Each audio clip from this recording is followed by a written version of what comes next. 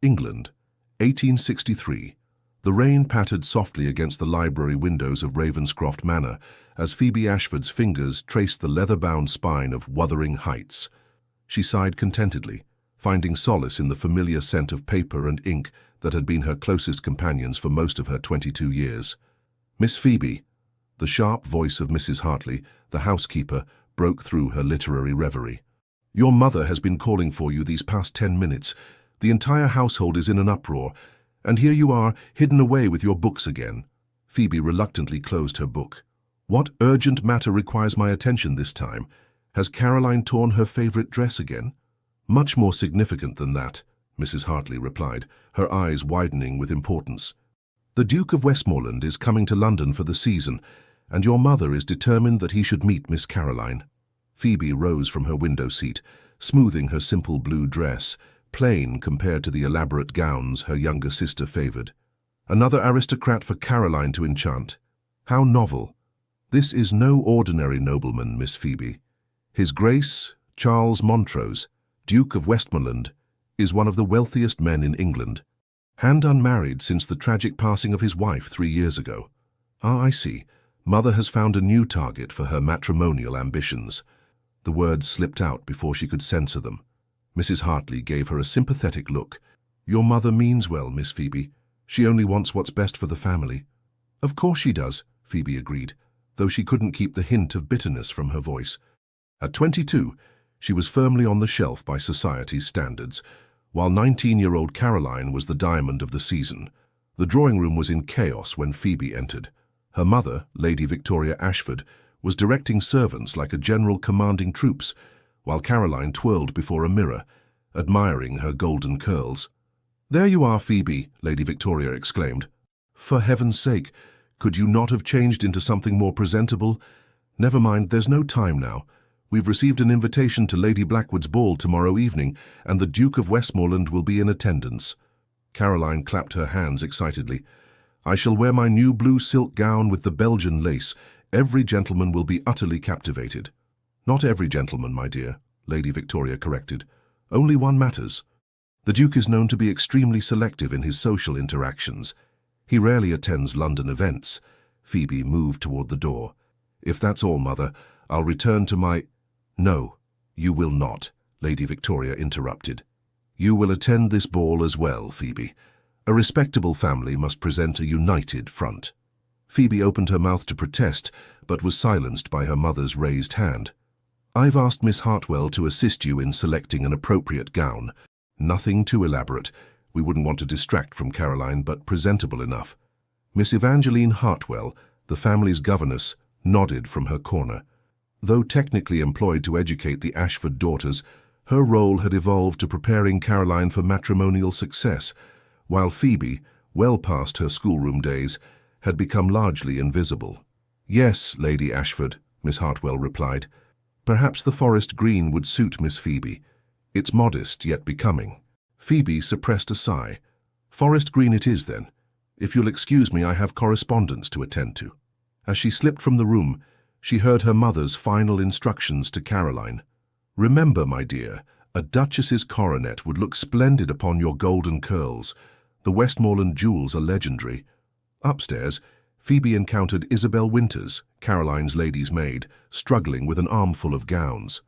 "Let me help you, Belle," Phoebe offered, taking several dresses. "Thank you, Miss Phoebe." Isabel smiled gratefully. Miss Caroline couldn't decide which gowns to have pressed for the upcoming events. "So she selected all of them, naturally." Phoebe shook her head with a wry smile. "It's an important season," Isabel replied diplomatically. "The Duke's arrival has everyone in a state." "Everyone except me," Phoebe murmured. Isabel paused. "If I may be so bold, Miss Phoebe, you shouldn't discount yourself so readily. Beauty isn't everything." "In the marriage market it certainly helps," Phoebe replied, but she squeezed Isabel's arm appreciatively. "Thank you, though."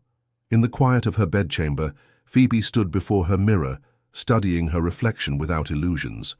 Where Caroline was all golden curls, azure eyes and rosy cheeks, Phoebe was tall and slender, with chestnut hair that refused to hold a curl and eyes a peculiar shade of amber.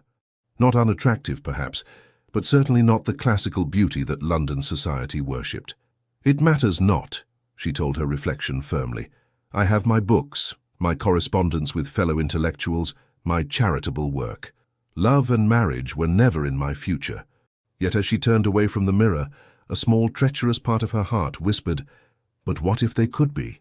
Lady Blackwood's ballroom glittered with candlelight, reflecting off crystal chandeliers and ladies' jewels alike. Phoebe remained near the wall, observing the scene with detached interest, while Caroline held court among a circle of admirers. "Your sister is quite the success," remarked a voice beside her. Phoebe turned to find Edmund Blackwood, the Ashfords' loyal butler who had accompanied them to the ball, standing nearby with a tray of refreshments. "Indeed she is, Blackwood. Mother's training has paid off handsomely. And yet you seem content to remain on the periphery, Miss Phoebe." She accepted a glass of lemonade from his tray. "The periphery offers the best view, wouldn't you agree? One sees everything without being seen." A commotion at the entrance drew their attention. The crowd parted as a tall figure entered the ballroom, his commanding presence causing conversations to falter. "The Duke of Westmoreland," Blackwood murmured, before returning to his duties. Phoebe observed the newcomer with curiosity. Charles Montrose moved with the confidence of a man accustomed to power, his dark evening clothes impeccably tailored to his broad shoulders. His face was not classically handsome, too severe with sharp cheekbones and a strong jaw, but undeniably striking. His eyes, dark and penetrating, surveyed the room with cool assessment. Lady Victoria wasted no time. Within moments, she had maneuvered Caroline directly into the Duke's path. Phoebe watched as her sister curtsied deeply, her golden curls catching the light, her smile dazzling. The Duke bowed correctly, exchanged a few words, but Phoebe noted with surprise that his gaze did not linger on Caroline's beauty, as most men's did. The evening progressed predictably. Caroline danced every set, while Phoebe alternated between observing the festivities and engaging in conversation with several elderly ladies who appreciated her knowledge of literature and current events. It was during one such conversation that she became aware of a presence at her side. Looking up, she found herself staring into the dark eyes of the Duke of Westmoreland. "Miss Ashford, I believe?" His voice was deep, with a hint of northern accent. Phoebe curtsied, startled by his sudden appearance. "Your Grace, yes, I am Phoebe Ashford. Lady Harrington was just telling me of your interest in contemporary literature. You've read Mr. Dickens's latest work." "I have, Your Grace. I found his social commentary particularly incisive." Something flickered in his eyes, surprise, perhaps, or interest. "Most young ladies prefer Mr. Dickens' romantic plots to his social observations.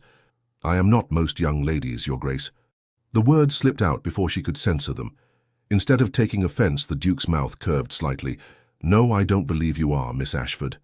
Across the room, Phoebe could see her mother watching with barely concealed horror, while Caroline's admirers glanced over in confusion. "I understand Ravenscroft Manor possesses an impressive library," the Duke continued. "I myself am a collector of rare editions. Perhaps I might call upon your family and discuss our mutual literary interests." Before Phoebe could respond, Lady Victoria materialized at her side. "Your Grace, how delightful that you've met my elder daughter, but you simply must meet Caroline properly. She's just finished playing the pianoforte, such a talented girl." The Duke's expression cooled. "Indeed, Lady Ashford. However, Miss Phoebe and I were discussing literature. Perhaps another time." He bowed to Phoebe. "Until we meet again, Miss Ashford. I look forward to continuing our conversation." As he walked away, Lady Victoria hissed, "What did you say to him, Phoebe? The Duke barely looked at Caroline all evening, and now he's speaking of calling on us because of you and your books." "We merely discussed Mr. Dickens, Mother." "Goodness gracious." Lady Victoria pressed a hand to her forehead. "Literature, of all things. Well, if his interest in books brings him to Ravenscroft, we must use the opportunity wisely. Caroline will wear her pink muslin tomorrow. It makes her look positively angelic." Later that night, as Isabel helped Phoebe undress, the lady's maid commented, "The Duke seemed most attentive to you this evening, Miss Phoebe." "He was merely being polite to a wallflower," Phoebe replied, though she couldn't help remembering the intensity of his dark gaze. "I don't think so, miss. Mr. Blackwood says his Grace is known for his discernment. He doesn't waste time on empty pleasantries." Phoebe shook her head. "Don't be fanciful, Belle. By this time tomorrow, the Duke will have forgotten my existence. Men like Charles Montrose marry women like Caroline. Beautiful, accomplished, perfect for a duchess. But as she lay in bed that night, Phoebe found herself recalling the brief spark of connection she'd felt when discussing literature with the Duke. For a moment, just a moment, she had been seen, not as Caroline's plain elder sister, but as herself. "Foolish thoughts," she whispered into the darkness. "Morning will bring reality back into focus." She couldn't have known how wrong she was. True to his word, the Duke of Westmoreland called at Ravenscroft Manor the following afternoon. The household was thrown into a frenzy of preparation at the first sight of his elegant carriage coming up the drive. "He's here. Goodness, he's early," Lady Victoria exclaimed, frantically adjusting Caroline's golden curls. "Phoebe, for heaven's sake, at least pinch your cheeks for some colour." Phoebe ignored the instruction, remaining seated with her embroidery, while the butler, Blackwood, announced their distinguished visitor. "His Grace the Duke of Westmoreland," Blackwood intoned with perfect gravity, though Phoebe caught the slight twinkle in his eye as he glanced her way. Charles Montrose entered the drawing-room with the same commanding presence he had displayed at the ball. Today, his tall frame was clothed in a perfectly tailored riding coat of bottle green, his cravat impeccably tied. "Lady Ashford, Miss Caroline, Miss Phoebe," he greeted each with a bow, though Phoebe couldn't help noticing that his gaze lingered on her longer than propriety dictated. "Your Grace, what an unexpected pleasure," Lady Victoria simpered. Caroline was just about to practice her harp. "Perhaps you would care to listen." The Duke smiled politely. "Perhaps later, Lady Ashford. Actually, I've come to inquire whether Miss Phoebe might show me the library she spoke of. I understand the Ashford collection contains some noteworthy first editions." A stunned silence fell over the room. Caroline's porcelain face registered shock, while Lady Victoria looked as though she might faint. "The library," Lady Victoria repeated weakly.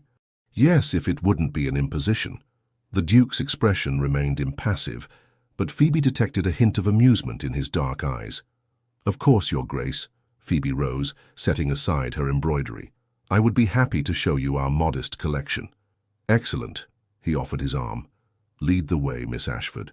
As they left the drawing-room, Phoebe could practically feel her mother's bewildered gaze burning into her back. In the corridor, she couldn't suppress a small smile. "You've caused quite a stir, Your Grace," she observed quietly. "Have I?" He raised an eyebrow. "I merely expressed interest in literature, something you and I discussed yesterday. In this household, expressing interest in anything related to me rather than my sister is tantamount to announcing the sky is falling." His mouth quirked. "How refreshingly honest you are, Miss Ashford. Most young ladies would pretend false modesty." They reached the library, a wood-panelled sanctuary filled with the comforting scent of leather and paper. Phoebe felt herself relax as the door closed behind them, leaving them in relative privacy, though she knew Miss Hartwell would soon manufacture a reason to check on them, as propriety demanded. "Now," she said, turning to face the Duke, "what is your true purpose in calling today, Your Grace? I suspect it wasn't merely to see our modest collection of first editions." Charles Montrose studied her for a moment, his dark eyes unreadable. "Direct as well as honest, refreshing qualities, Miss Ashford." He moved to examine the bookshelves, running his fingertips lightly along the spines. "I meant what I said about our mutual literary interests, but you're right, I had another purpose." Phoebe waited, oddly breathless. "I find myself intrigued by you, Miss Ashford. You're unlike any young woman I've encountered in society." "You mean I lack beauty and accomplishments?" The words were out before she could stop them. The Duke turned to her, his expression suddenly stern. "I mean you possess intelligence and authenticity, rare qualities indeed. Beauty is common, Miss Ashford. Genuine character is not." Phoebe felt heat rise to her cheeks. "Forgive me, Your Grace. I'm unaccustomed to compliments. That is society's failing, not yours." He selected a volume from the shelf. "Ah, Shelley, another favourite of mine." They spent the next hour discussing poetry, philosophy and literature. Phoebe found herself engrossed in their conversation, momentarily forgetting the vast social gulf between them. The Duke was erudite, with trenchant observations and a dry wit that made her laugh aloud several times.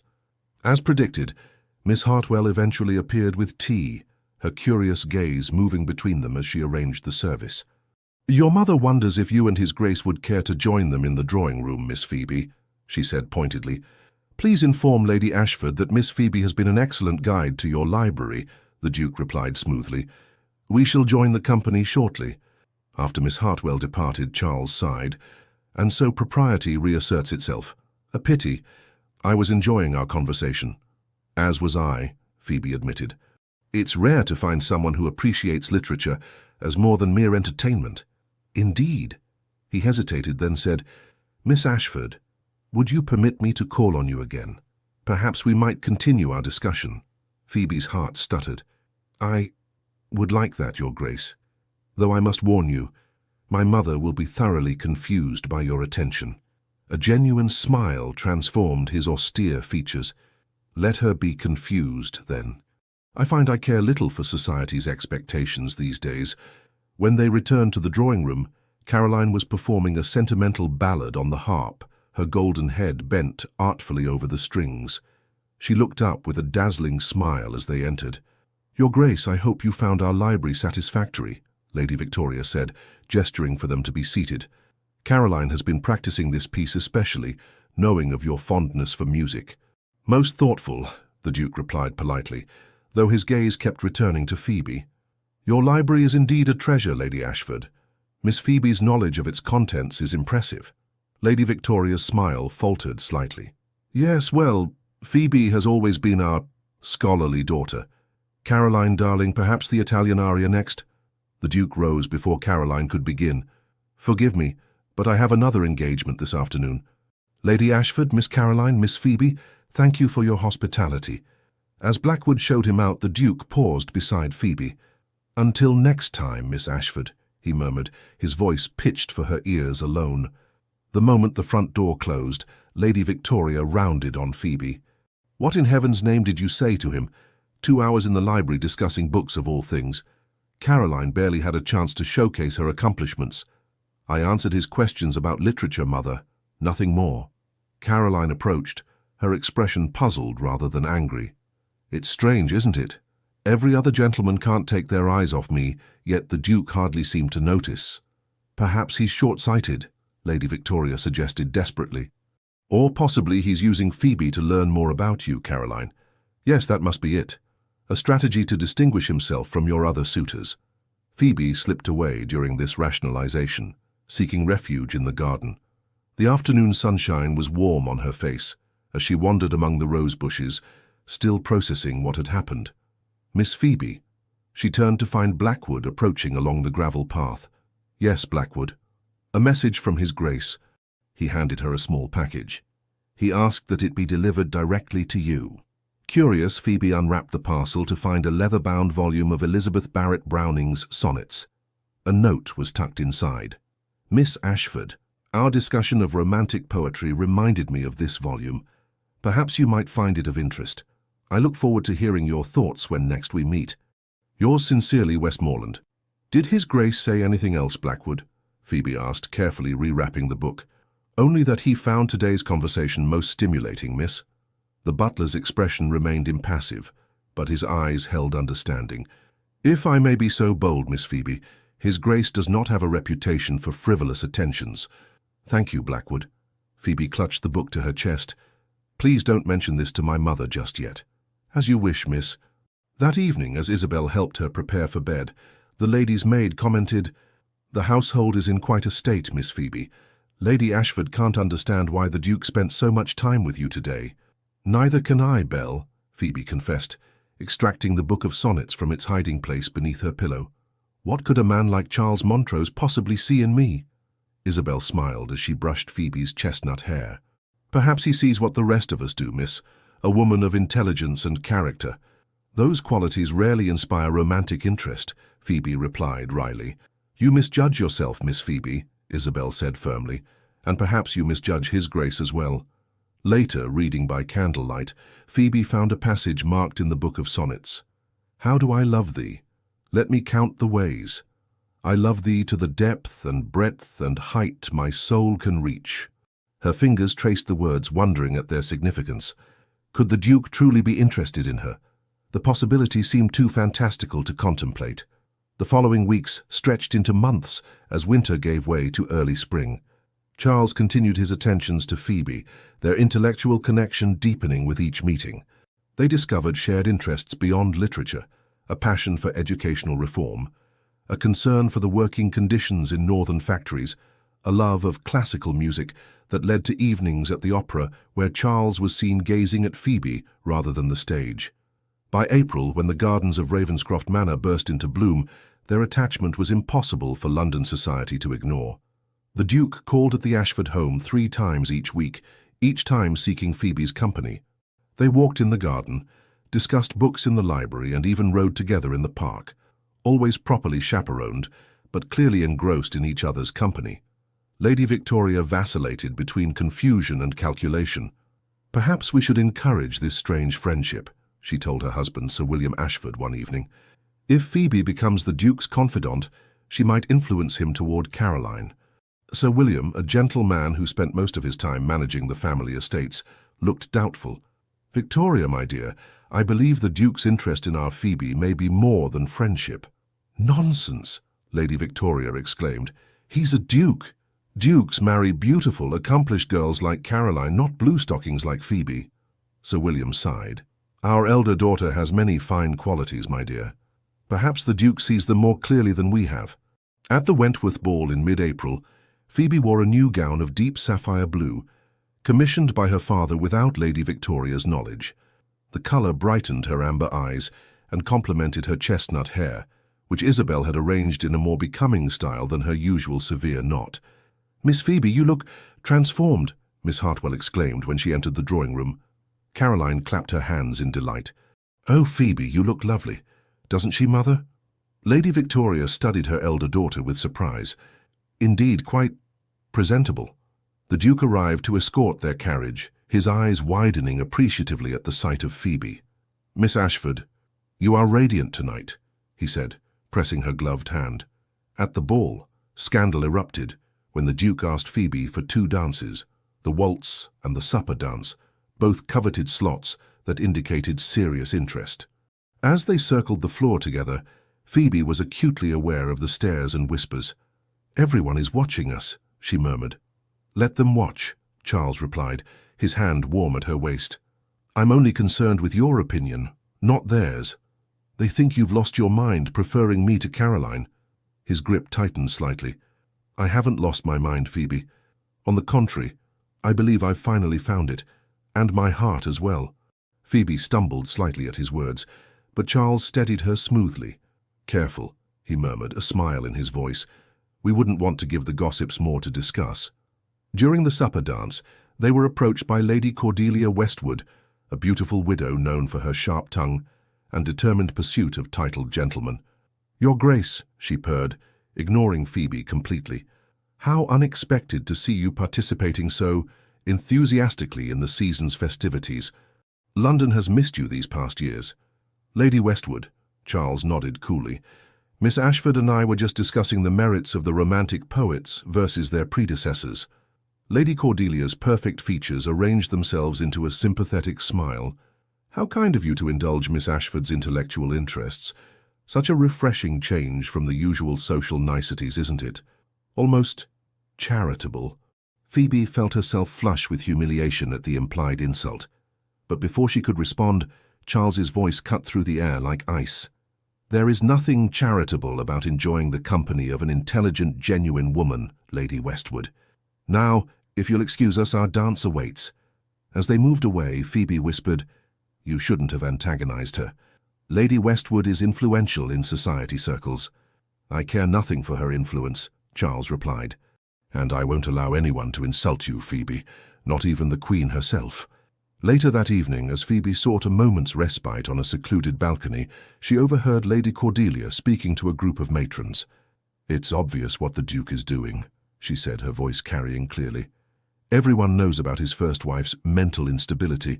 He's seeking a sensible, plain wife this time, one who won't embarrass him with flights of fancy or attract other men's attention. Poor Miss Ashford is merely convenient, bookish, forgettable, and unlikely to receive other offers." Phoebe froze, the cruel words cutting deeper than she wanted to admit. Was that truly how Charles saw her? A safe, sensible alternative to a beautiful but potentially troublesome wife? She was so lost in her painful thoughts that she didn't hear the balcony door open behind her. "Phoebe," Charles's voice startled her. "Are you unwell? You disappeared so suddenly." She turned to face him, struggling to maintain her composure. "Your Grace, Charles," he corrected gently. "When we're alone, I wish you would call me Charles." "I don't think that would be wise," she replied stiffly. "In fact, I think perhaps your attention to me has been misguided." His brow furrowed. "What are you saying?" "I've overheard certain speculations about your intentions, that you seek a wife who is the opposite of your first, someone plain, sensible, unlikely to cause scandal or attract admirers." Charles's expression darkened. "Lady Westwood, I presume. Her jealousy makes her vicious." "Is it untrue, then?" Phoebe challenged, her hurt making her bold. "Do you deny that I am a stark contrast to the beautiful, vivacious women most men pursue?" "I deny that my interest in you is based on anything but genuine admiration and growing affection," he replied, stepping closer. "Phoebe, surely you know by now how I regard you. I know that a duke is expected to marry a woman like my sister, beautiful, accomplished, bred to be an ornament to society. I know that your interest in me has caused speculation and confusion. And I know that I cannot bear to be chosen merely because I am safe and sensible." Charles took her hands in his dark eyes intense. "Listen to me, Phoebe Ashford. I have spent my life surrounded by beautiful, empty-headed women who care only for titles and wealth. My first marriage was a disaster precisely because I chose based on beauty and social expectations rather than character and compatibility." His voice softened. "From our first conversation, I recognized in you something rare and precious, a mind that challenges me, a spirit that doesn't bend to convention, a heart that remains genuine despite society's pressures. Your beauty, and yes, you are beautiful, though in a less conventional way than your sister, grows more apparent to me each time we meet." Phoebe trembled at the sincerity in his voice. "I fear I will disappoint you," she whispered. "I am not Duchess material, Charles." "You are exactly what I want in a Duchess," he replied. "Someone who will be my partner, not merely my ornament. Someone with whom I can share my thoughts, my concerns, my life." He raised her hands to his lips, pressing a kiss to her fingers. "I know it soon, and I don't wish to rush you, but please, Phoebe, don't let Lady Westwood's spite or society's expectations come between us." The door to the balcony opened suddenly, revealing Lady Victoria with Caroline in tow. "There you are, Phoebe. What in heaven's name are you doing alone with the Duke? Come inside at once, it's most improper." Charles released Phoebe's hands reluctantly. "Lady Ashford, the fault is entirely mine. I wished for a moment of private conversation with Miss Ashford." "Private conversation?" Lady Victoria looked scandalized. "Your Grace, while we are honored by your attention to our family, I must insist on propriety. If you wish to speak with Phoebe, it must be in the presence of a chaperone." "Of course, Lady Ashford," Charles replied smoothly. "I was just telling Miss Phoebe how much I look forward to your family's garden party next week. I understand you've invited much of London society." "Indeed, Your Grace." Lady Victoria's expression softened at the mention of her upcoming social triumph. "It will be the event of the season. Caroline will perform several pieces on the harp." "Delightful," Charles murmured, his eyes still on Phoebe. "Until then, Miss Ashford." As they departed the ball, Phoebe remained silent, her mind whirling with confusion.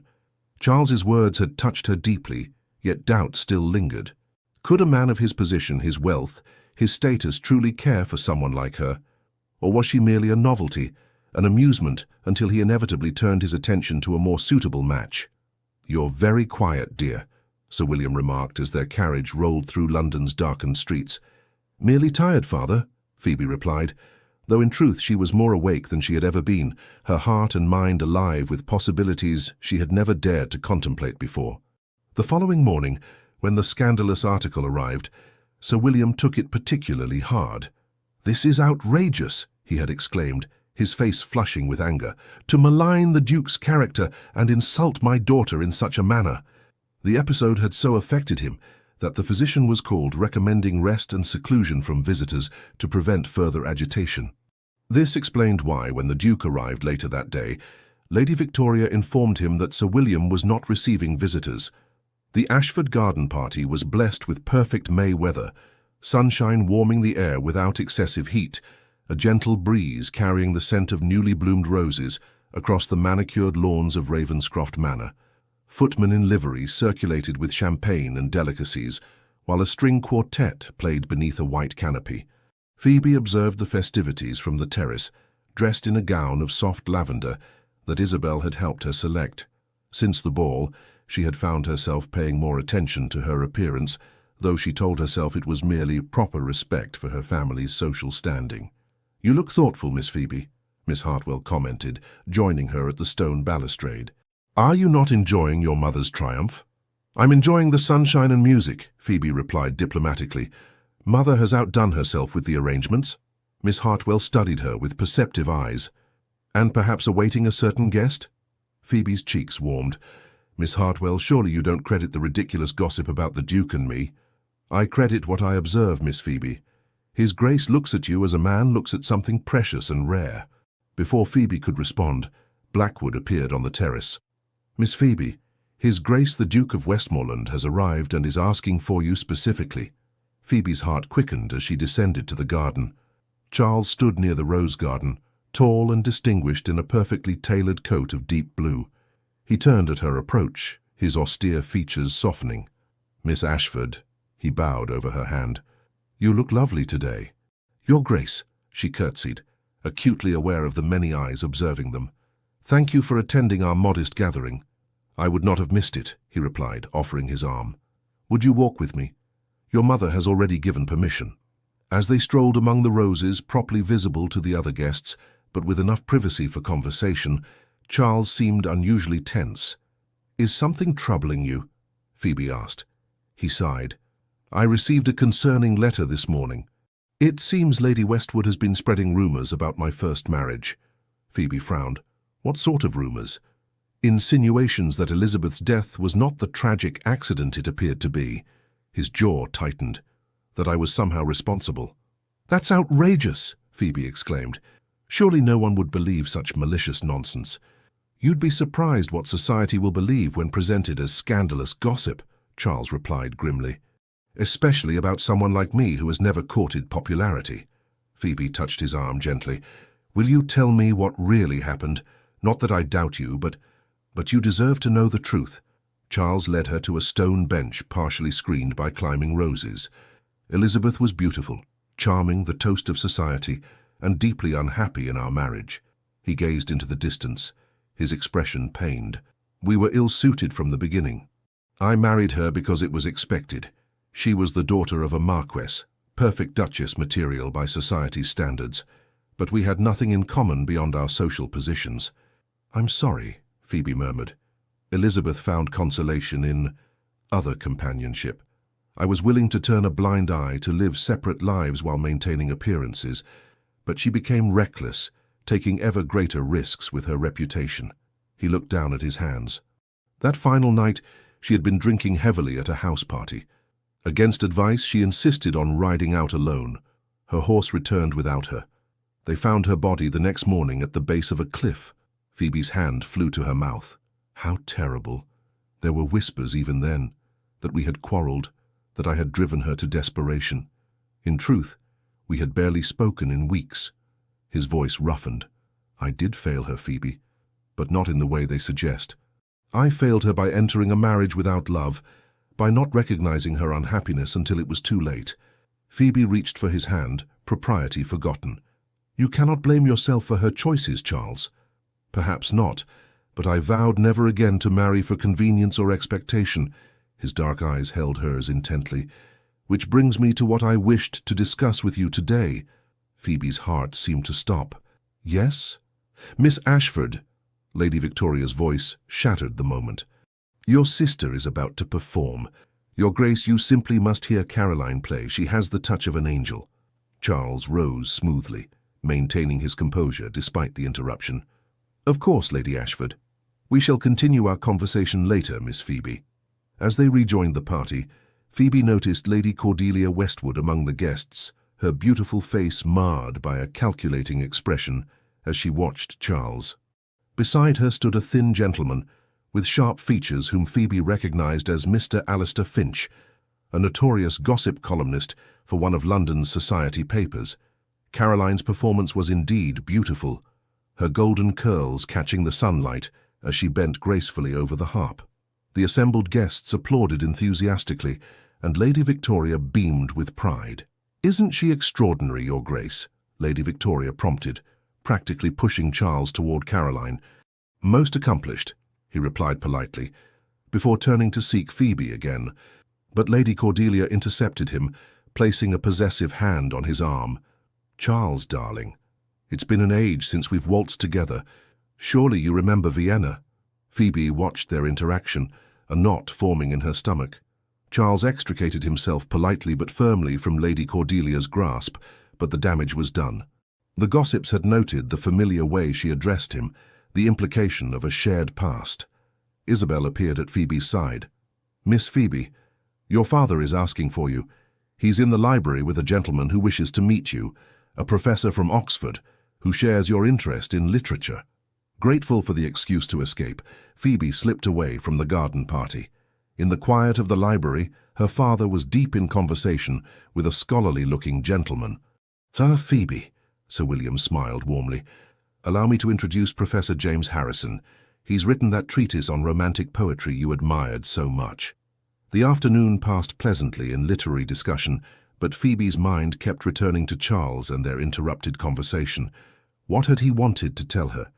By the time she returned to the garden, many guests had departed, including, she learned with disappointment, the Duke. "He left a message for you, miss," Blackwood informed her discreetly, handing her a folded note. "And may I say he seemed most displeased to be departing without speaking to you again." Phoebe waited until she was alone to read the message. "My dear Phoebe, I regret that our conversation was interrupted. There is much more I wish to say to you. Indeed, a question of the utmost importance I wish to ask. Would you do me the honor of riding with me tomorrow morning? I shall call for you at 10 if that is convenient. Yours, Charles." Phoebe pressed the note to her heart, hope and anxiety warring within her. Could he truly be contemplating? But no, it seemed too fantastical to even consider. That evening, as the family dined together, Lady Victoria was in high spirits. "A most successful afternoon. Did you notice how the Countess of Harrington complimented our arrangements? And Caroline, darling, everyone adored your performance." "Thank you, Mother," Caroline replied, though her smile seemed subdued. "I only wish the Duke had stayed longer," Lady Victoria continued. "Such a pity he was called away on business." Phoebe kept her eyes on her plate, not trusting herself to comment. "Actually, Mother," Caroline said suddenly, "I wish to speak with you about the Duke." Lady Victoria beamed. "Yes, dear. Did he say something to you during your performance?" "No, but I've been observing him these past weeks." Caroline glanced at Phoebe. "I believe his interest lies with Phoebe, not with me." A stunned silence fell over the table.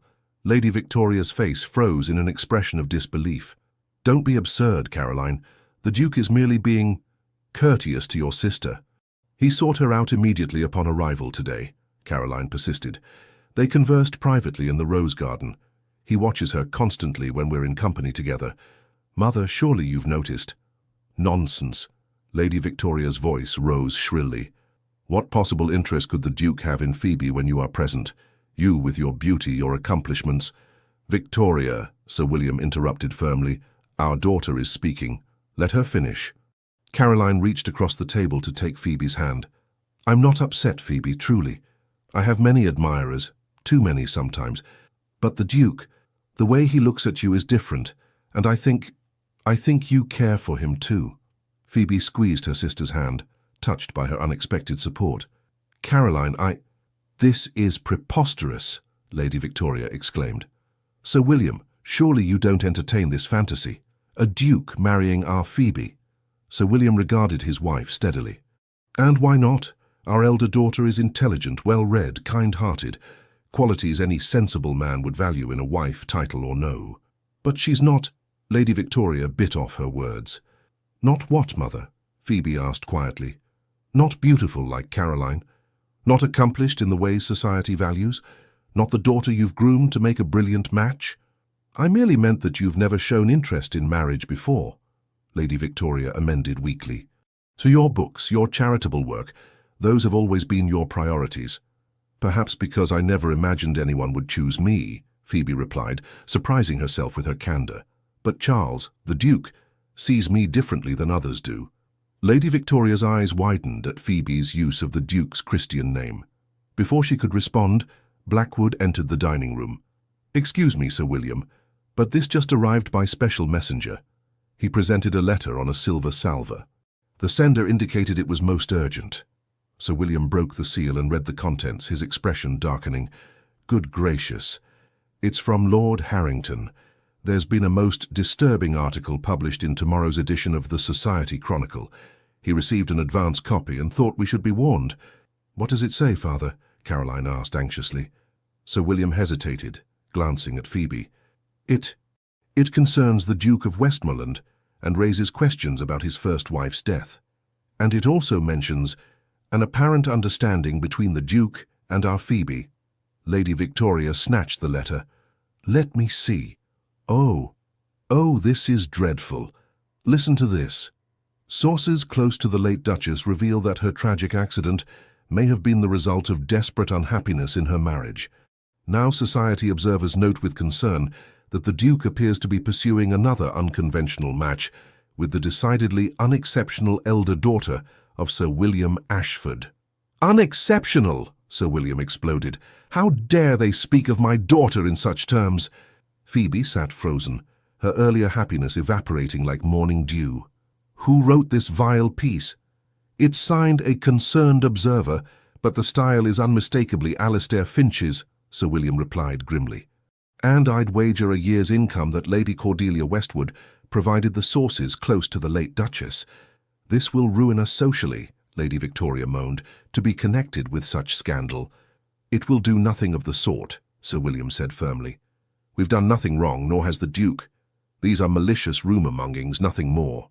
"But what if there's truth to it?" Lady Victoria whispered. "What if the Duke really did have something to do with his wife's death, and now he's targeting our innocent Phoebe?" "Mother!" Caroline exclaimed, shocked. "I won't hear another word of such nonsense," Sir William declared. "The Duke is a man of honour, and I won't have his character assassinated in this house." Phoebe rose from the table, her appetite gone. "If you'll excuse me, I need some air." In the garden, the spring evening was cool and fragrant with blossoms. Phoebe paced the gravel paths, her mind in turmoil. She believed Charles's account of his wife's death implicitly, but the damage of the article would be severe. Would he withdraw from society again, retreat to his northern estates? Would his tentative courtship of her, if that's what it was, be another casualty of Lady Cordelia's spite? A rustle from the shrubbery startled her. "Who's there?" Isabel stepped out, looking apologetic. "Forgive me, Miss Phoebe. I was taking a shortcut back from the village and saw you out here alone. Is everything all right?" Phoebe's composure cracked. "No, Belle, nothing is all right. There's to be a horrible article in tomorrow's paper suggesting the Duke was responsible for his first wife's death and questioning his interest in me." "Oh, miss," Isabel's eyes widened. "That's dreadful. Who would write such things?" "Lady Cordelia Westwood, I suspect, through her puppet, Mr. Finch." Phoebe sank onto a stone bench. "She wants the Duke for herself, and she'll destroy anyone who stands in her way." Isabel sat beside her, propriety forgotten in the face of Phoebe's distress. "Do you love him, Miss Phoebe?" The directness of the question took Phoebe by surprise. I hardly know him, Belle, but when we're together I feel seen, valued, as if the person I truly am is precisely the person he wants to know." "That sounds like the beginning of love to me," Isabel said softly. "It doesn't matter now," Phoebe replied bitterly. "After this scandal he'll likely withdraw from society again, and even if he doesn't, my mother will never allow me to see him." "If I may be so bold, miss, you're a grown woman of 22. Perhaps it's time to decide for yourself what and whom you want." The next morning dawned grey and drizzly, matching Phoebe's mood. She dressed simply, expecting to spend the day sequestered at home while the scandal broke across London society. To her surprise, Blackwood informed her that the Duke's carriage had arrived as planned. "His Grace is waiting in the morning room, Miss Phoebe. He seems determined." Heart pounding, Phoebe found Charles pacing before the fireplace, his expression grim but resolute. He turned at her entrance, his dark eyes softening. "Phoebe, thank you for seeing me." "Charles, have you seen today's Society Chronicle? There's a terrible article—" "I've seen it," he interrupted. "That's partly why I'm here. I refuse to let Lady Cordelia's spite dictate my actions or feelings." He crossed to her, taking her hands in his. "The other reason I'm here is to finish our conversation from yesterday. Phoebe, these past weeks have shown me what I've been missing in my life. Genuine connection, intellectual companionship, the joy of being with someone who values me for myself, not my title or fortune." Phoebe's breath caught. "Charles, I—" The door burst open, revealing Lady Victoria in a state of high agitation. "Your Grace, how unexpected. I'm afraid our household is in some disarray this morning. Perhaps you could call again tomorrow?" "Mother, please," Phoebe began, but Charles spoke over her. "Lady Ashford, I understand your concern given the unfortunate publication this morning. That is precisely why I must speak with Sir William, and with Miss Phoebe, without delay." "Sir William is not receiving visitors," Lady Victoria said desperately. "He's most upset about the article's implications regarding our family." "Then I shall speak plainly to you, madam." Charles drew himself up to his full height, his aristocratic bearing unmistakable. "I have come to request your daughter's hand in marriage." Lady Victoria swayed, clutching the doorframe for support. "Marriage? But Caroline is engaged in correspondence lessons this morning." "Not Caroline, Lady Ashford. I wish to marry Phoebe." The silence that followed was profound. Phoebe felt as though the world had stopped spinning, her future hanging in the balance of this extraordinary moment. "This is most irregular," Lady Victoria stammered. "In light of this morning's publication, surely you understand that any connection between our families would be complicated." "I understand that malicious gossip should never stand in the way of genuine affection," Charles replied firmly. "I care deeply for your daughter, Lady Ashford. I believe she returns my regard. With your blessing or without it, I intend to make her my Duchess." Phoebe found her voice at last. "Charles, are you certain the scandal—" "Scandals fade, Phoebe. What I feel for you will not." He turned to face her fully, his expression more vulnerable than she had ever seen it. "If you'll have me, that is." Before Phoebe could respond, Sir William entered the room, his face grave. "Your Grace, I see you've braved the storm to call on us this morning." "Sir William." Charles bowed slightly. "I've just informed Lady Ashford of my wish to marry your daughter. I now formally request your blessing." Sir William's expression softened. "You have it, Your Grace, if Phoebe wishes to accept you. But I must ask, are you prepared for the social consequences? This article, vicious though it is, will cause talk." "Let them talk," Charles replied. "I've lived too long concerned with appearances and society's expectations. What matters to me now is Phoebe's happiness and my own." All eyes turned to Phoebe, who stood trembling with emotion. "Charles, this is so unexpected. Are you truly willing to face scandal, gossip, perhaps even ostracism from society for my sake?" "For our sake," he corrected gently. "And yes, without hesitation." A commotion in the hallway interrupted the moment. Blackwood appeared, looking uncharacteristically flustered. "Forgive the intrusion, Sir William, but Lady Cordelia Westwood is demanding entrance. She claims it's a matter of utmost urgency." Sir William frowned. "The audacity after what she's done?" "Let her in," Charles said unexpectedly. "I have a few words for Lady Westwood myself." Lady Cordelia swept into the morning room, magnificently attired in a morning dress of emerald silk. Her beautiful face registered shock at finding Charles already present. "Your Grace, I came immediately when I saw that dreadful article. Such malicious falsehoods. I wanted to assure you of my support in this difficult time." Charles regarded her coldly. "How curious, Lady Westwood, considering you were seen in close conversation with Mr. Finch at yesterday's garden party, immediately after which this dreadful article was written."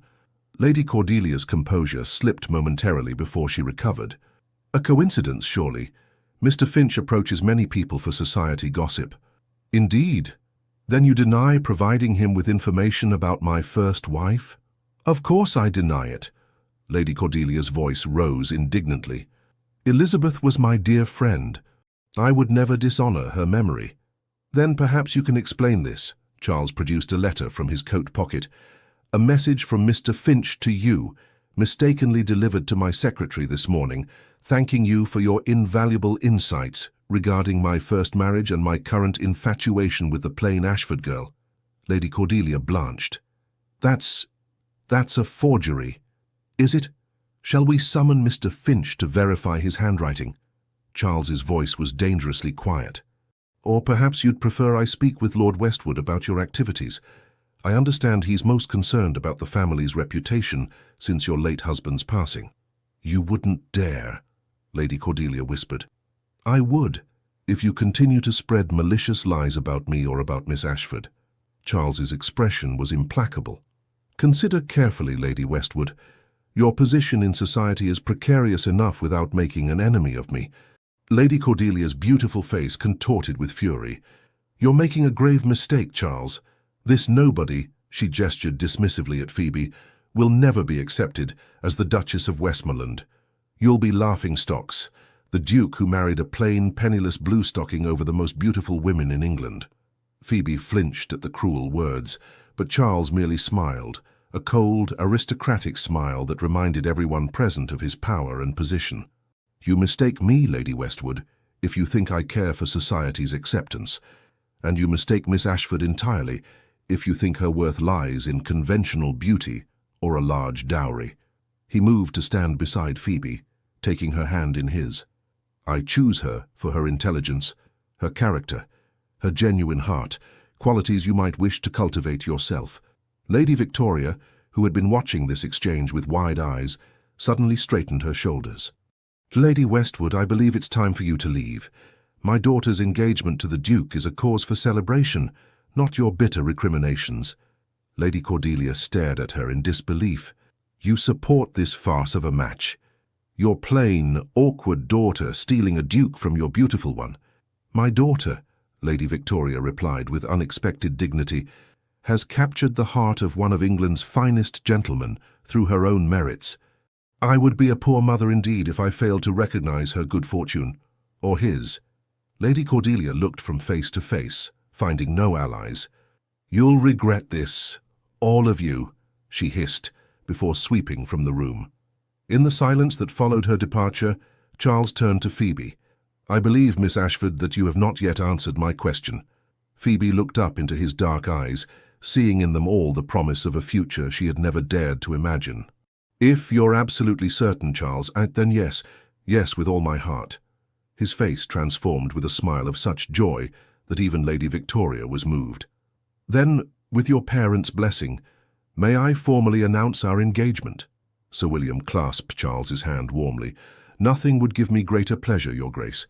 "And I," Lady Victoria added, somewhat tearfully, "shall begin planning the most magnificent wedding London has seen this decade. My daughter shall become a duchess in style." As plans and congratulations flowed around them, Charles drew Phoebe slightly apart. "Are you happy, my love? Truly?" Phoebe's heart overflowed with emotion. "Happier than I ever thought possible. But Charles, what about the scandal, the gossip?" "We shall weather it together," he replied, raising her hand to his lips. "And in time, they will see what I already know, that you will be the most extraordinary Duchess Westmoreland has ever had." The engagement was officially announced in the Times, and a steady stream of congratulatory notes and visitors followed. If some were motivated more by curiosity than genuine goodwill, Phoebe faced them with newfound confidence, secure in Charles's devotion and her family's support. As for Lady Cordelia, she had departed for Paris shortly after the confrontation at Ravenscroft Manor, supposedly for health reasons, though society whispered that her hasty exit had more to do with the Duke's threat to speak with her late husband's family. The scandal predicted by Lady Cordelia had largely failed to materialize. The initial gossip following the newspaper article had been swiftly countered by Charles's solicitors, who threatened legal action against the Society Chronicle unless a retraction was published. Faced with the Duke's formidable influence, the paper had quickly complied, printing an apology and dismissing Alistair Finch. Sir William had proved particularly steadfast, proudly escorting his elder daughter to social functions and beaming with undisguised pleasure whenever Charles joined them. "I always knew my Phoebe was extraordinary," he told anyone who would listen. "It merely took an extraordinary man to recognize it." The weeks following the engagement announcement passed in a whirlwind of preparations, social calls, and adjusted expectations. Lady Victoria, having recovered from her initial shock, threw herself into wedding plans with characteristic enthusiasm, while Caroline proved to be Phoebe's most steadfast supporter, deflecting curious questions and cruel remarks with calm dignity. "You seem different lately, sister," Phoebe remarked one afternoon as they sorted through fabric samples in the drawing room. "More serene, somehow." Caroline smiled, a genuine smile rather than her practiced social one. "Perhaps I am. Watching you with the Duke, with Charles, has been illuminating. You've found something real, Phoebe, something beyond pretty manners and social expectations." "You'll find it too," Phoebe assured her, squeezing her sister's hand. "Someone who sees past your beauty to the person beneath." "I hope so," Caroline replied thoughtfully, "though I confess I'm in no hurry now. Mother's obsession with making a brilliant match seems rather hollow after seeing what true attachment looks like." Lady Victoria bustled in with Miss Hartwell, carrying more fabric swatches. "Phoebe, darling, the modiste suggests ivory satin for the wedding gown, but I think Duchess White would be more traditional. What do you think?" Phoebe exchanged an amused glance with Caroline. Their mother's rapid transition from dismay to enthusiastic support still amazed them both. "Either would be lovely, Mother. I trust your judgment." Yes. The white, I think. With Brussels lace for the veil. A gift from the Duke, naturally." Lady Victoria made a note in her ledger. "Miss Hartwell, please write to Lady Pembroke accepting her invitation for tea next Tuesday. Now that the initial shock has faded, everyone is clamouring to meet the future Duchess of Westmoreland." "Yes, Lady Ashford." Miss Hartwell smiled warmly at Phoebe. "It's remarkable how quickly society adjusts when it becomes clear which way the wind is blowing." As the wedding day approached, final preparations reached a fever pitch. Miss Hartwell, having completed her duties as governess, now that both Ashford daughters were to be married, had accepted a position with a family in Bath. She promised, however, to return for the ceremony. "I wouldn't miss it for the world," she told Phoebe warmly during their farewell. "To see you take your rightful place as a duchess. It validates everything I believed about you from the beginning." Lady Victoria insisted on a ceremony at St. George's, Hanover Square, followed by a reception at Ravenscroft Manor. The guest list included nobility, political figures, and even a royal representative, a far cry from the modest wedding Phoebe might once have expected. The night before the ceremony, unable to sleep, Phoebe wandered down to the library at Ravenscroft. To her surprise, she found her father there, gazing thoughtfully at the family portrait painted when Phoebe was 16 and Caroline 14. "Papa," she used the childhood name spontaneously. "Couldn't you sleep either?" Sir William turned with a warm smile. "Just reminiscing, my dear. Tomorrow my eldest daughter becomes a duchess. Quite a change from the little girl who used to sit on my knee while I read Shakespeare." Phoebe joined him before the portrait. "I'm still that girl in many ways. Books and Papa's stories, those were my greatest joys." "And now?" he asked gently. "What brings you joy now, Phoebe?" "Charles," she answered without hesitation. "The way he sees me, truly sees me, when for so long I felt invisible. The life we'll build together at Westmoreland, the good we might do with his resources and position." Sir William's eyes grew misty. "I've always been proud of you, Phoebe. Your mother and we perhaps focused too much on Caroline's prospects, thinking your happiness lay in intellectual pursuits rather than marriage. I hope you can forgive us for not seeing your full potential." "There's nothing to forgive," Phoebe assured him, leaning her head on his shoulder as she had as a child. "I didn't see it myself until Charles showed me what was possible." The wedding day dawned clear and bright, a perfect June morning. The ceremony was everything Lady Victoria had dreamed. St. George's filled with flowers and London's elite, Caroline resplendent as maid of honour, Sir William proud and emotional as he escorted Phoebe down the aisle. From her seat near the front, Miss Hartwell watched with quiet pride as her former pupil approached the altar with dignified grace. But for Phoebe, the only moment that truly mattered was when she reached Charles at the altar and saw the love shining in his dark eyes as he took her hand in his. "You are beautiful," he whispered as they turned to face the clergyman. And for perhaps the first time in her life, Phoebe truly felt beautiful. Not because of her appearance, Though Isabel had worked wonders with her chestnut hair, and the white Duchess satin gown was indeed magnificent, but because of the way Charles looked at her, as though she were the only woman in the world, the vows were exchanged, the rings placed on trembling fingers, and with a kiss that balanced dignity with genuine emotion, Phoebe Ashford became Her Grace, the Duchess of Westmoreland. The reception at Ravenscroft Manor was a glittering affair. Even Lady Victoria had to admit that society had embraced the match with unexpected enthusiasm. The initial whispers about the Duke choosing the plain Ashford girl had given way to speculation that he had recognized something special in Phoebe that others had missed, leading many to reassess their own judgment of her. "Your Grace," Lady Harrington murmured as she congratulated Phoebe, "I always said you had a certain distinction about you. Not conventional beauty, perhaps, but a genuine elegance that surpasses mere prettiness." Phoebe accepted this revisionist history with gracious amusement, exchanging knowing glances with Charles whenever such comments were made. They both understood the fickleness of society's approval, and neither placed much value in it. What did touch Phoebe deeply were the genuine well-wishes from those who had shown her kindness before her elevation. Miss Hartwell, who had always encouraged her intellectual pursuits; Edmund Blackwood, whose dignified service had often included small considerations for Miss Phoebe's comfort; and of course Isabel, who wept openly as she helped Phoebe change from her wedding gown into a travelling costume for the journey to Dover, where they would catch the packet to France to begin their honeymoon. Now, Belle," Phoebe chided gently. "No tears today. You'll be joining us at Westmoreland in a month, remember? This is hardly goodbye." "I know, Your Grace," Isabel sniffled, still struggling to use Phoebe's new title. "It's just, I'm so happy for you. You deserve all this joy." Phoebe hugged her impulsively. "Thank you, Belle, for believing that even before I did." As the newlywed couple prepared to depart, Caroline approached with an unexpected gift, a leather-bound journal embossed with Phoebe's new monogram. "For recording your adventures as a duchess," she explained, embracing her sister. "And perhaps for drafting that novel you've always talked about writing." "Caroline, how thoughtful." Phoebe was genuinely touched. "I'll treasure it. Just promise me one thing," Caroline whispered in her ear. "When you write your story, don't cast me as the shallow, beautiful sister.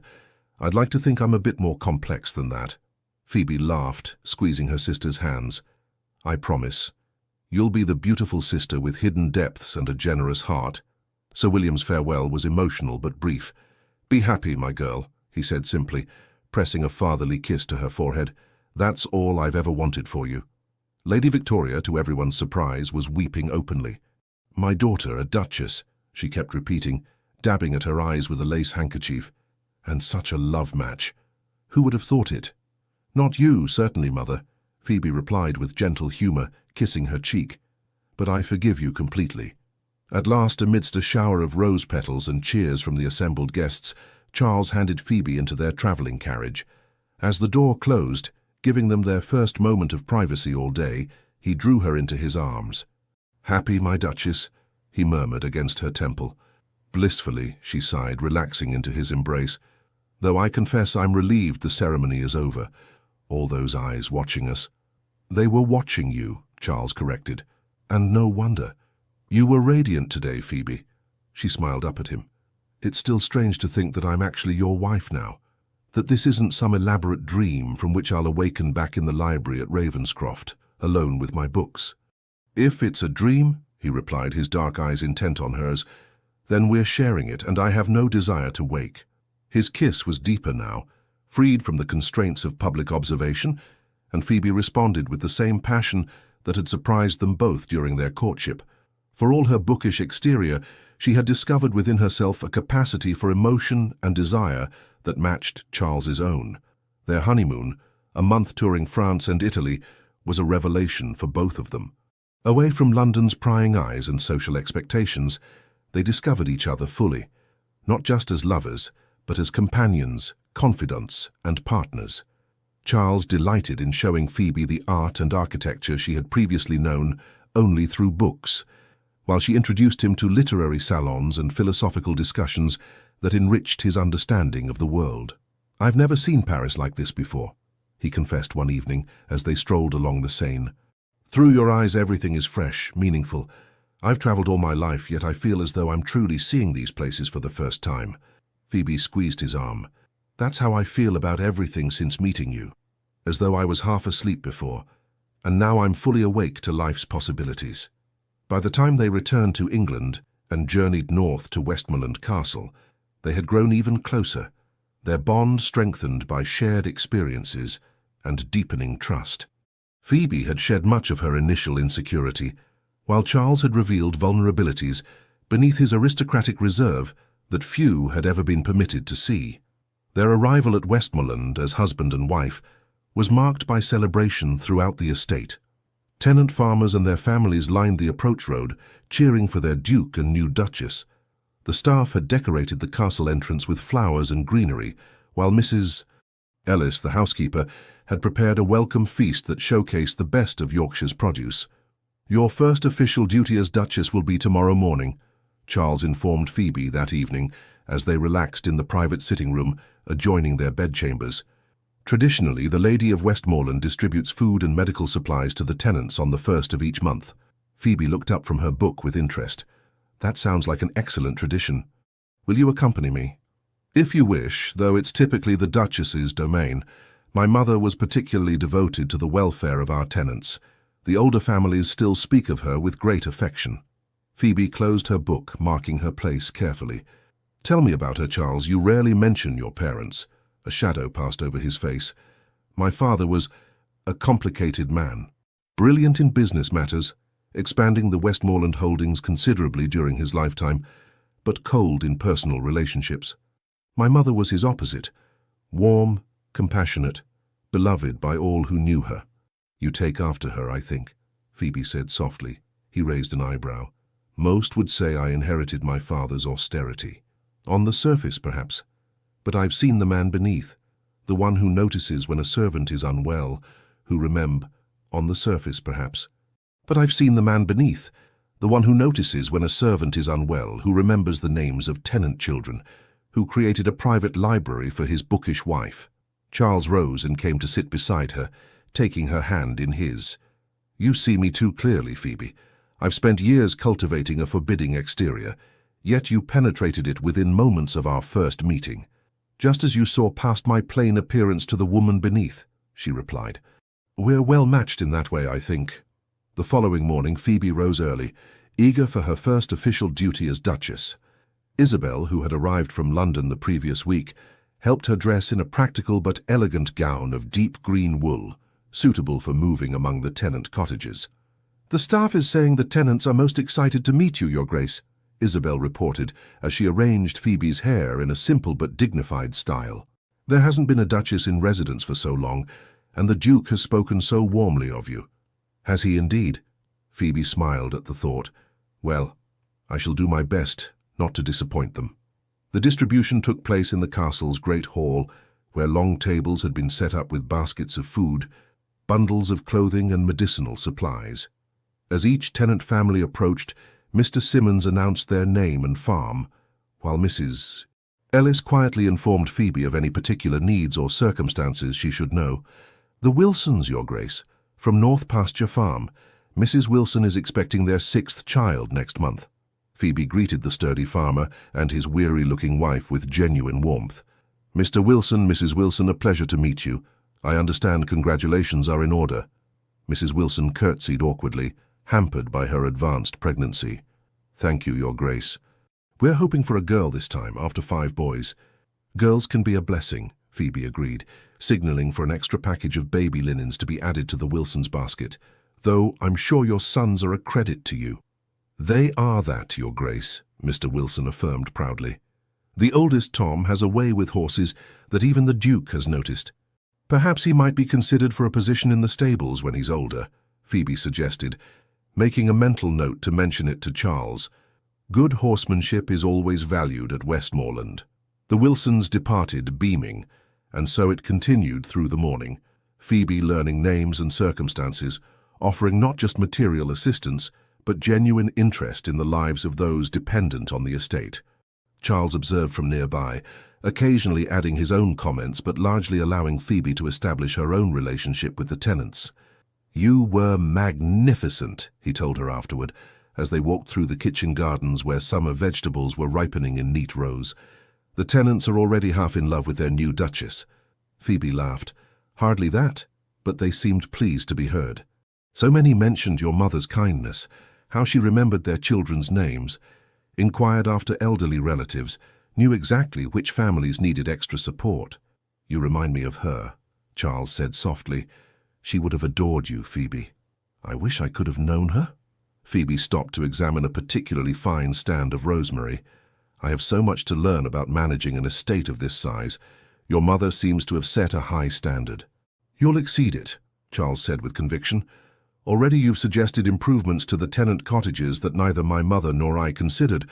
Those new ventilation systems from your father's estate will make a significant difference to health conditions." As summer gave way to autumn, Phoebe settled into her role as Duchess of Westmoreland with growing confidence.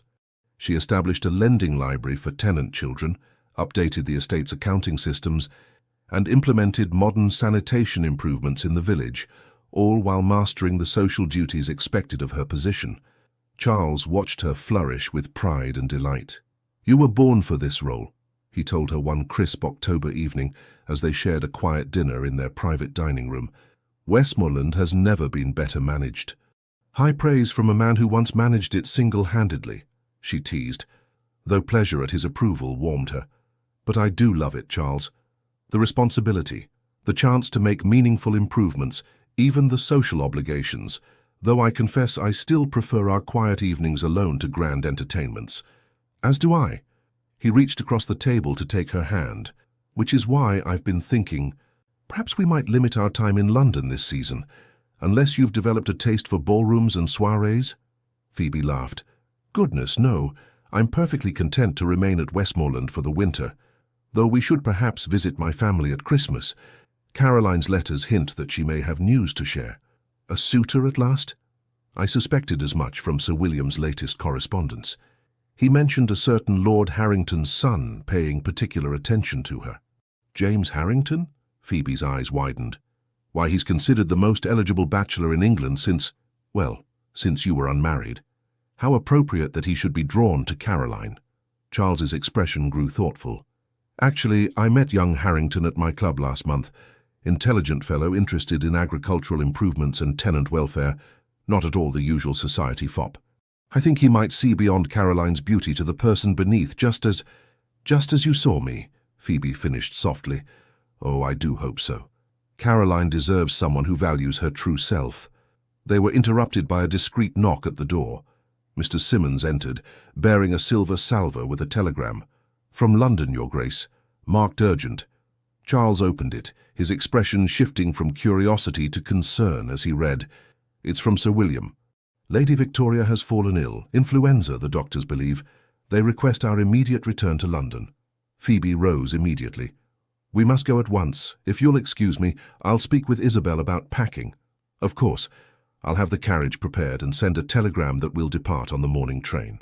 They reached London the following evening to find Ravenscroft Manor in a state of controlled anxiety. Sir William greeted them in the entrance hall, his face drawn with worry. "Thank you for coming so quickly. The doctor says the crisis has passed, but Victoria remains very weak. She's been asking for you, Phoebe." "I'll go to her at once," Phoebe said, already removing her travelling gloves. "Charles, would you—" "I'll wait here with Sir William," he assured her. "Take all the time you need."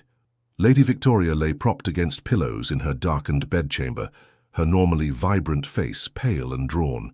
She roused slightly as Phoebe entered. "Phoebe, is that you, my dear?" "Yes, Mother." Phoebe approached the bed, taking her mother's frail hand. "Charles and I came as soon as we received Father's telegram. How are you feeling?" "Better now that you're here." Lady Victoria's voice was weak but determined. "The doctors are being ridiculous, keeping me confined like this. I have so much to do. Caroline's presentation at court is in just 2 months." "Caroline can wait," Phoebe said firmly. "Your health is more important." Lady Victoria's eyes filled with tears. "You're a good girl, Phoebe. I haven't always— that is to say, I should have—" "Hush, Mother." Phoebe squeezed her hand gently. "There's no need for this." "There is," Lady Victoria insisted, some of her old vigor returning briefly. I misjudged you, Phoebe. I was so fixed on Caroline's beauty, so certain it was the path to a brilliant match, that I overlooked your qualities. Can you forgive a foolish mother?" Phoebe felt a surge of compassion. For all her social ambitions and sometimes shallow values, Lady Victoria had always wanted what she believed was best for her daughters. "There's nothing to forgive," she assured her. "You raised me to be educated, well-mannered, capable, all qualities that served me well as a duchess. And you must have done something right, for Charles fell in love with me despite my lack of conventional beauty." Lady Victoria managed a small smile. "He's a man of discernment, your Duke. I see that now. And you've blossomed, Phoebe. There's a confidence about you, a radiance that has nothing to do with physical beauty." "That's Charles's doing," Phoebe admitted. "He sees me in a way no one else ever has." "No, my dear," Lady Victoria corrected, surprising her. "The qualities were always there. He merely recognized what the rest of us were too blind to see." Over the following days, Lady Victoria's health improved steadily. By the week's end, she was well enough to join the family for tea in the drawing room, though still wrapped in shawls and confined to a chaise longue. "Now," she declared, once pleasantries had been exchanged, "Caroline must tell Phoebe her news. I've been absolutely bursting to discuss it, but Sir William insisted we wait until I was stronger." Caroline blushed prettily, exchanging a glance with her father. "It's hardly official yet, Mother. Lord James has not formally spoken to Father." "But he will," Lady Victoria insisted. "Anyone can see the young man is besotted, and with good reason. You were magnificent at Lady Harrington's musicale last month. Everyone said your performance on the harp was unparalleled." "Actually," Caroline said hesitantly, "Lord James and I mostly discussed books that evening. He's quite knowledgeable about poetry, particularly the romantic poets." Phoebe exchanged a surprised look with Charles. "Books? Caroline, I had no idea you were interested in poetry." "I wasn't particularly," her sister admitted, "but after seeing how you and Charles connected over literature, I thought perhaps I should expand my interests beyond music and watercolors. So I've been reading more, visiting museums, attending lectures at the Royal Society." "And Lord James shares these interests?" Charles inquired. Caroline nodded, her blue eyes brightening. "He does. He thinks a woman should have an educated mind as well as accomplishments. He says—" She hesitated, then continued with more confidence. "He says beauty fades, but intelligence and character endure." "Wise words," Charles approved, his hand finding Phoebe's. "It seems the Harrington men have excellent taste in women." The family's time in London extended through Christmas and into the new year, as Lady Victoria continued her recovery. During this period, Lord James Harrington became a frequent visitor to Ravenscroft Manor, his admiration for Caroline growing increasingly evident. "He's going to propose," Phoebe predicted to Charles one evening as they prepared for a small dinner party, "perhaps even tonight." "I believe you're right," Charles agreed, adjusting his cravat. "Sir William mentioned that Harrington requested a private meeting this afternoon." "I'm so pleased for Caroline," Phoebe said, fastening a pearl necklace, a wedding gift from Charles. "Lord James seems genuinely to appreciate her for herself, not just her beauty." "A fortunate circumstance that appears to run in your family," Charles observed with a smile. "Though I must say, my love, you look particularly beautiful tonight." Phoebe turned from the mirror to face him, her amber eyes warm with affection. "Flattery, Your Grace. Merely the truth, Duchess." He drew her into his arms, careful not to disturb her carefully arranged hair. "Have I told you today how much I love you?" "Not since breakfast," she teased, echoing their early courtship. "But I believe we have a few moments before we must join the others."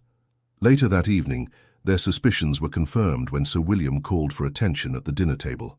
"Lady Victoria and I are delighted to announce the engagement of our daughter Caroline to Lord James Harrington.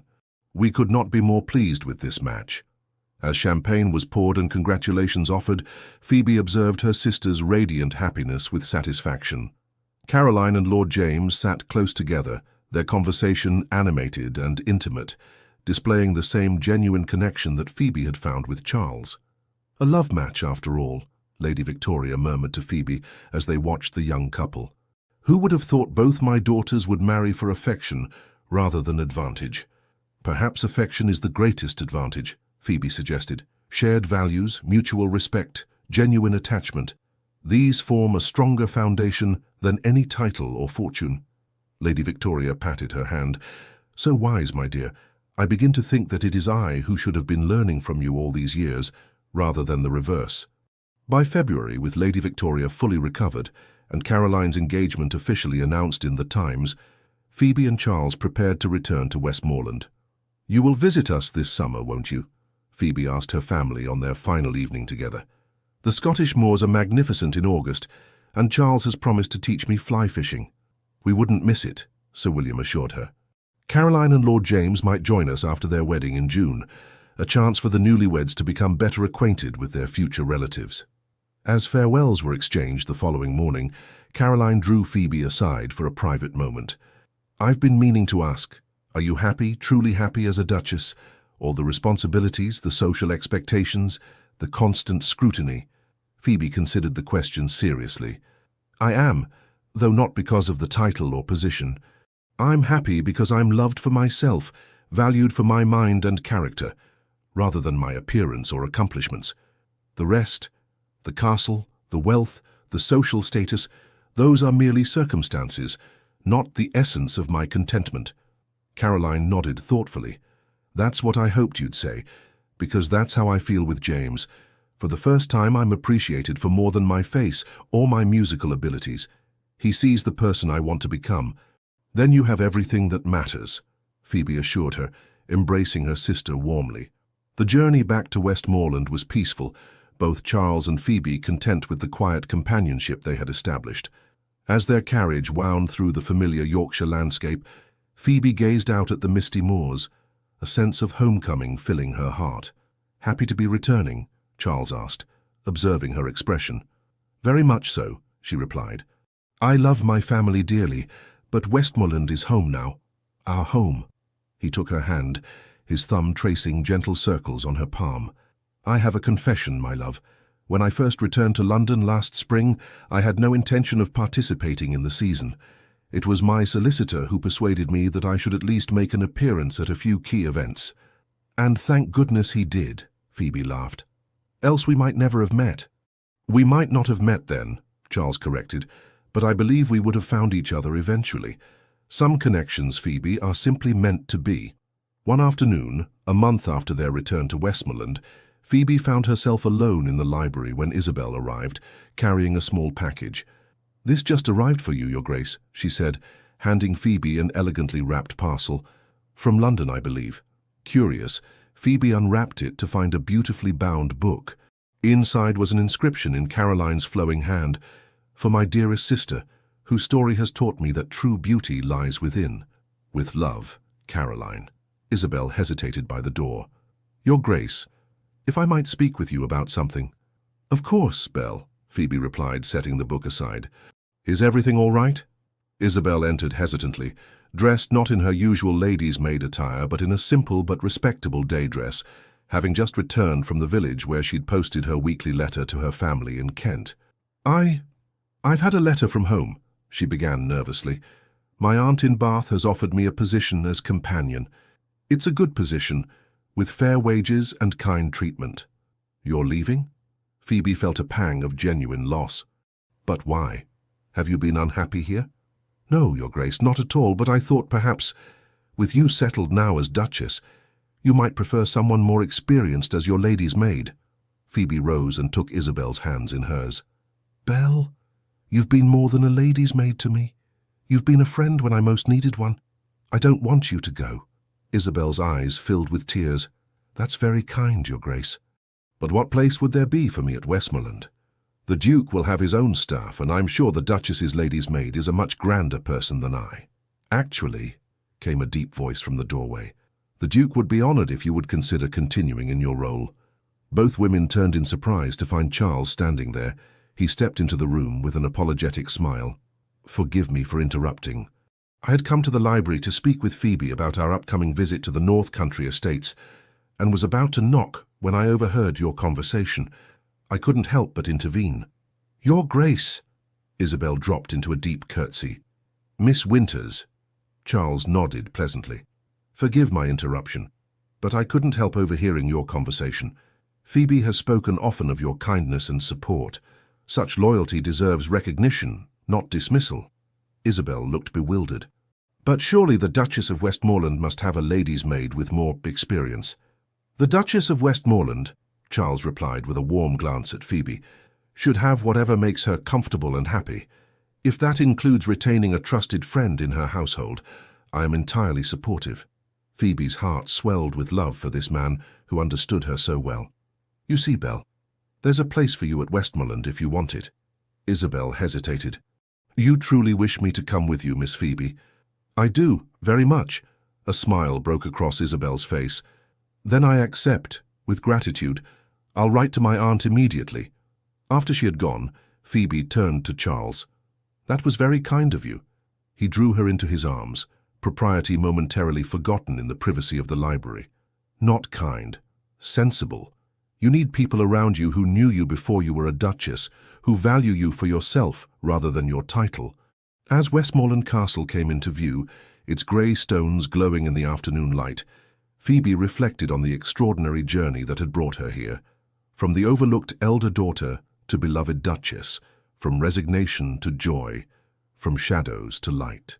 You know, she said thoughtfully, my mother always believed beauty was the key to happiness, that Caroline's lovely face would secure her future, while my plain features confined me to spinsterhood. Your mother was wrong, Charles said simply. True beauty lies in the depth of one's character, the strength of one's mind, the generosity of one's heart. By that measure, Phoebe, you are the most beautiful woman I've ever known. As the carriage rolled through the gates of Westmoreland Castle, Phoebe Montrose, Duchess of Westmoreland, leaned into her husband's embrace, secure in the knowledge that she had found what few ever achieve. A love based not on fleeting physical attraction, but on genuine understanding, shared values, and mutual respect. The beauty others had failed to see in her had been recognized by the one person who mattered most. And in that recognition, she had discovered not only love but her own true worth, a transformation more precious than any title, more enduring than any conventional beauty could ever be. The end.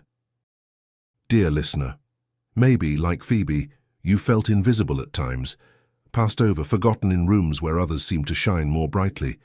Maybe you felt that the best parts of life were meant for someone else. But let me gently remind you, the rarest things in life don't shout, they bloom in silence.